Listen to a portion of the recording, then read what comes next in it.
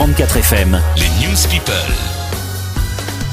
Tout d'abord, merci Magali d'avoir accepté cette interview. En 2005, vous avez gagné la Star Academy 5 devant plus de 11 millions de téléspectateurs. Quels sont les souvenirs que vous gardez de cette époque ? Les souvenirs que je garde de cette époque, que des bons souvenirs, même si la Starac n'est pas forcément une émission très facile, puisque ça reste aussi une télé-réalité en plus d'une école. Télé-réalité qui dit nomination, tout ça. Donc ça, c'est pas vraiment des bons souvenirs, mais la grande majorité, non, je garde vraiment des excellents souvenirs. Que ça soit les rencontres humaines que j'ai pu faire là-bas, que ça soit les artistes avec lesquels j'ai chanté, les artistes que j'ai juste rencontrés, tout ce que j'ai appris aussi. Est-ce que vous avez encore des nouvelles des artistes que vous avez rencontrés ? Les artistes dont j'ai rencontrés, non, j'ai pas forcément de nouvelles, puisque forcément, vu que je fais pas beaucoup de plateaux radio, je les croise pas beaucoup non plus, donc et puis ils ont aussi leur vie, donc c'est un peu normal, de pas avoir de relations proches avec certains de ces artistes. En 2009, vous avez eu des difficultés pour sortir votre album suite à quelques soucis juridiques avec votre maison de disques. Dites-nous ce qui s'est réellement passé. Alors, je peux pas trop parler parce que voilà, c'est des papiers d'avocat, donc c'est un peu compliqué, mais j'ai été bloquée en fait par ma maison de disques jusqu'en 2011. Et en fait, voilà, c'est grâce à la chance d'Internet et grâce à mon avocate de l'époque, voilà, que j'ai pu récupérer mon contrat. Mais à la base, c'était très dur puisqu'en fait, on signe un contrat de 5 albums. Donc, n'ayant fait qu'un album, forcément, et moi, j'étais OK pour en faire un deuxième, mais la voie que je voulais prendre... J'avais préparé un deuxième album, exactement. J'avais maquetté en fait un deuxième album avec Jean-Félix Lalanne. On a été présenter ces maquettes à la maison de disques et ils n'étaient pas trop d'accord pour aller sur cette voie-là. Donc ça restait dans l'esprit quand même de l'album Métamorphose qui est sorti en 2014. Mais Universal ne voulait pas cette voie-là. Ils voulaient faire comme le premier album. Donc je leur ai dit, mais pourquoi vous voulez faire la même chose que le premier puisque vous n'êtes pas content des ventes? Donc c'était un peu contradictoire. Et donc on s'est mis d'accord. Donc ça c'était en 2009. On s'est mis d'accord pour arrêter ce contrat et que je parte libre tranquillement, voilà. Et puis en fait je suis restée bloquée jusqu'en 2011. J'ai jamais reçu de papier comme quoi j'étais libre. Du coup vous n'avez pas pu créer réellement et faire comme vous le souhaitiez. J'ai pas. En même temps, entre 2009 et 2011, j'ai aussi changé. Ma vie avait aussi changé. Donc forcément, quoi qu'il arrive, les idées de l'album ont évolué avec le temps. Alors certes, c'est pas exactement le même qu'en 2009. J'ai quand même la chance d'avoir une chanson sur cet album de Jean-Félix Lalanne parce que j'y tenais vraiment, puisque l'idée du décalé, l'idée de l'acoustique, c'était vraiment le sien. Il voulait me faire essayer quelque chose de différent, quelque chose auquel j'ai vraiment accroché, qui m'a plu et qui me ressemblait. Et donc j'y tenais vraiment d'avoir au moins une chanson à lui sur cet album. Mais j'ai quand même fait un album qui me ressemble, qui est Magali Vaé, et c'est vraiment un album de transition, parce que les gens sont restés sur Magali Vaé de la Starac, enfin Magali de la Starac, il n'y a même plus le Vaé. Ils sont restés sur cette Magali qui avait à peine 19 ans et qui était très naïve, qui était encore une enfant.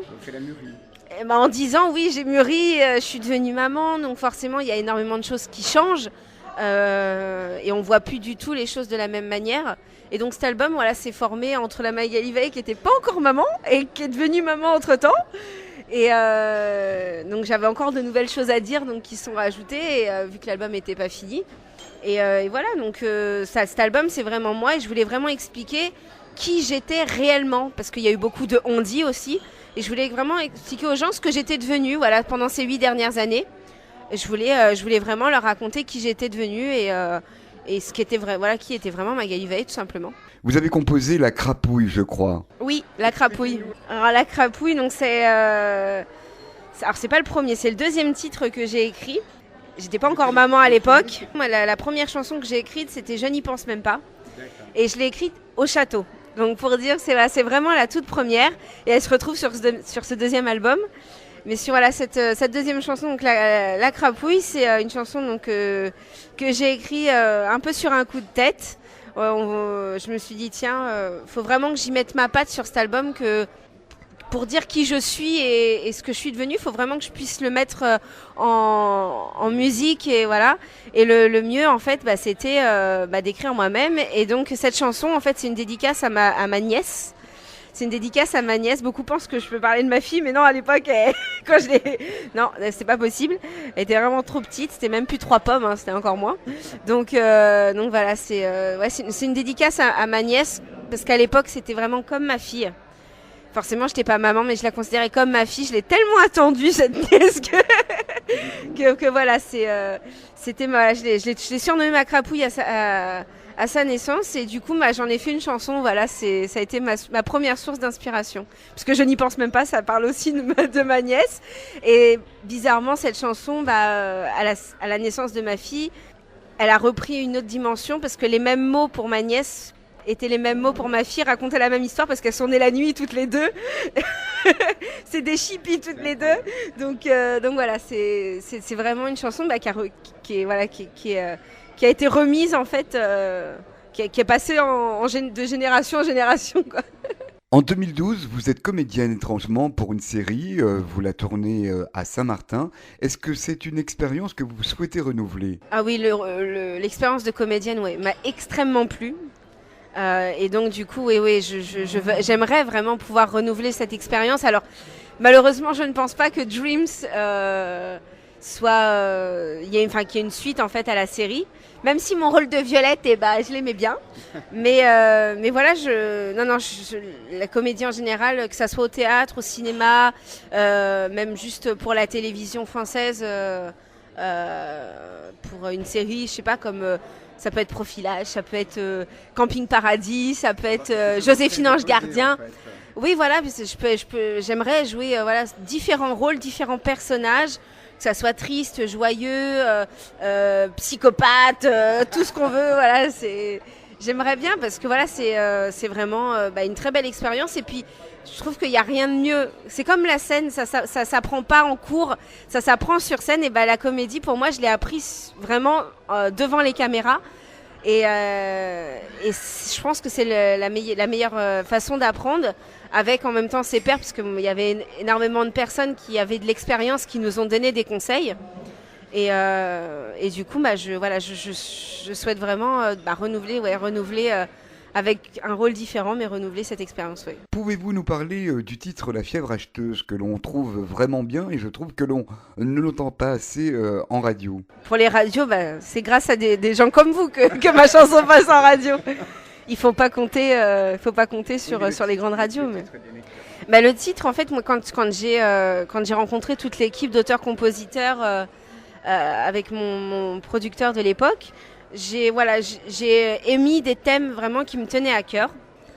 Et ce thème-là, forcément, tout le monde le sait, quand on sort de la Starac, on reçoit une avance sur les ventes d'albums.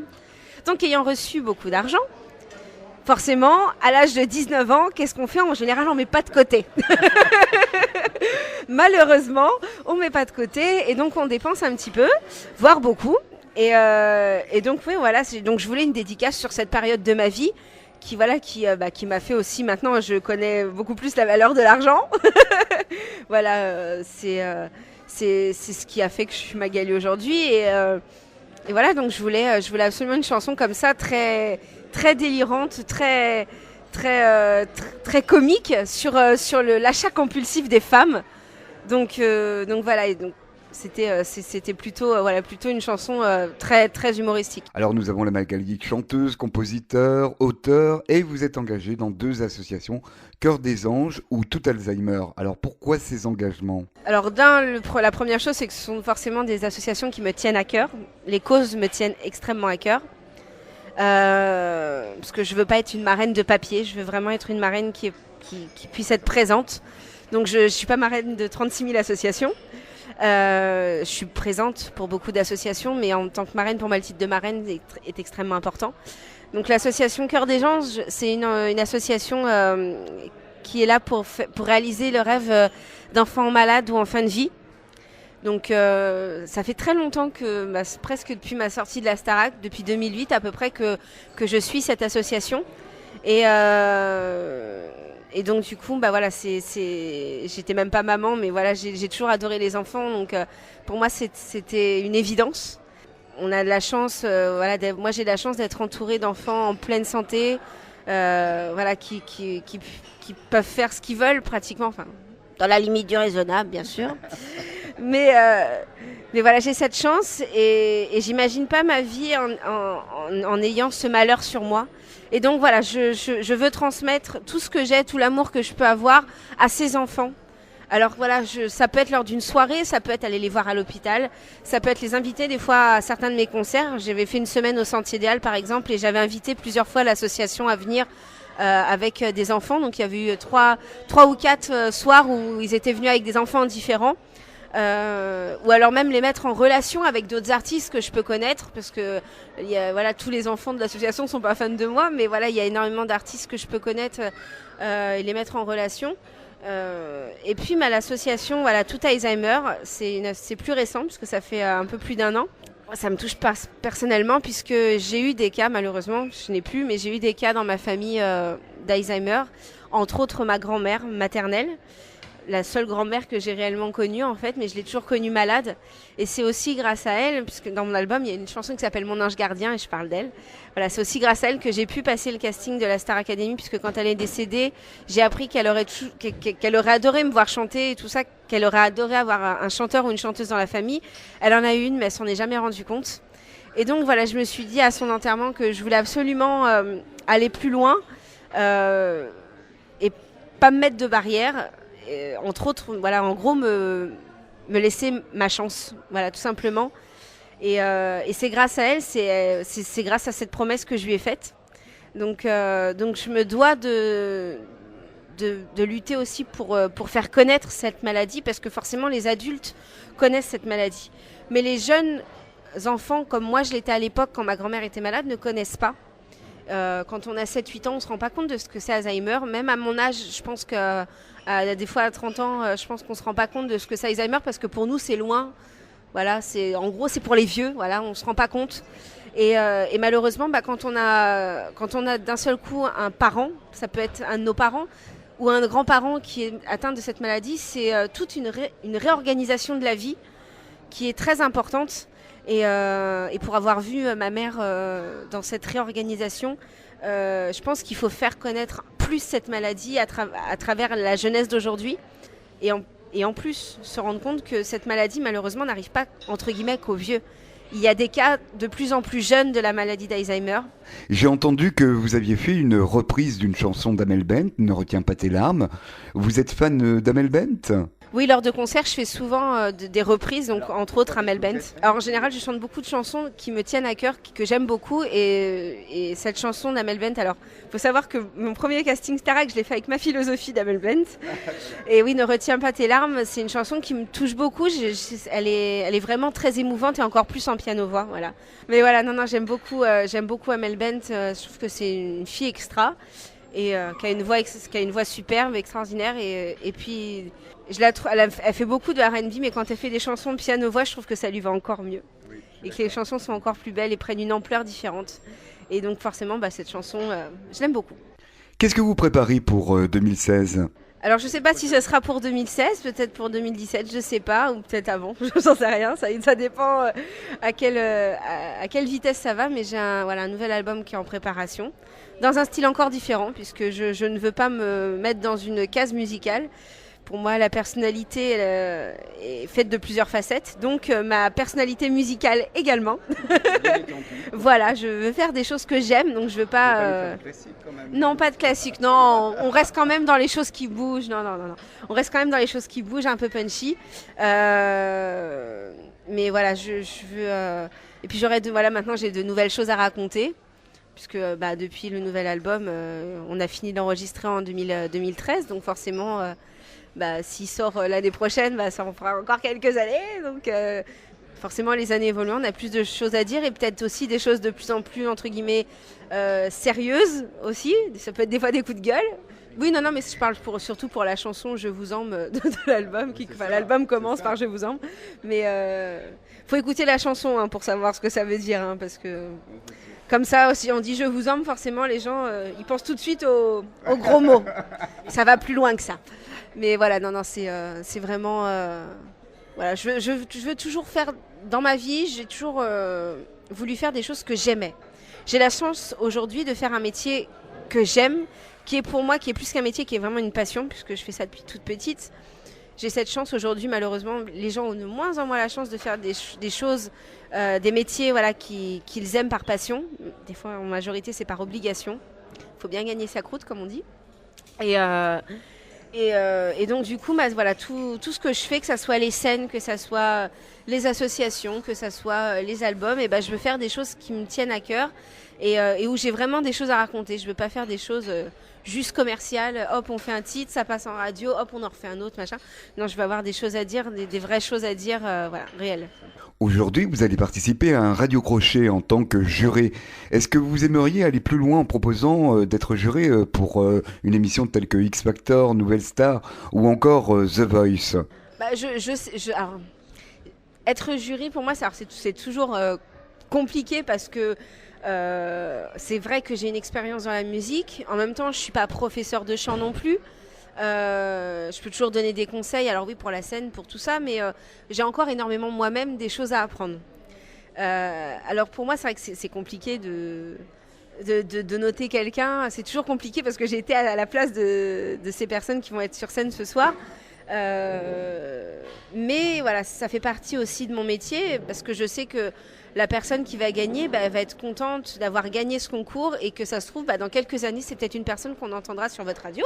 Voilà, on sait pas de quoi l'avenir est fait et ça se trouve c'est peut-être une personne qui dans quelques années on verra peut-être à The Voice, à Nouvelle Star, tout ça. Après pour être juré dans des émissions comme ça de grandes chaînes. Vous pensez ne pas être légitime pour juger les candidats de ces émissions ?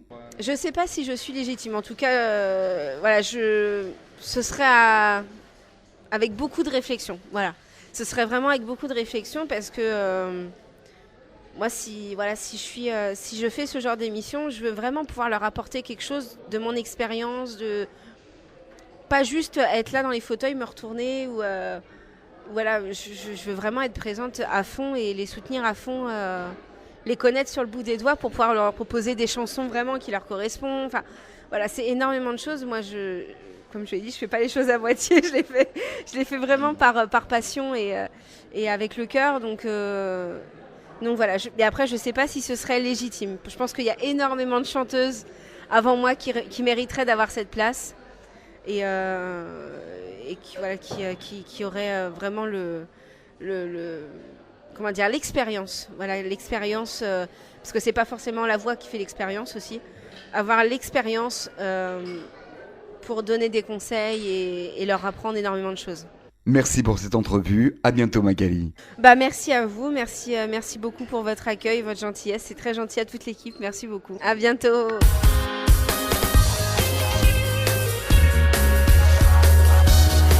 34 FM.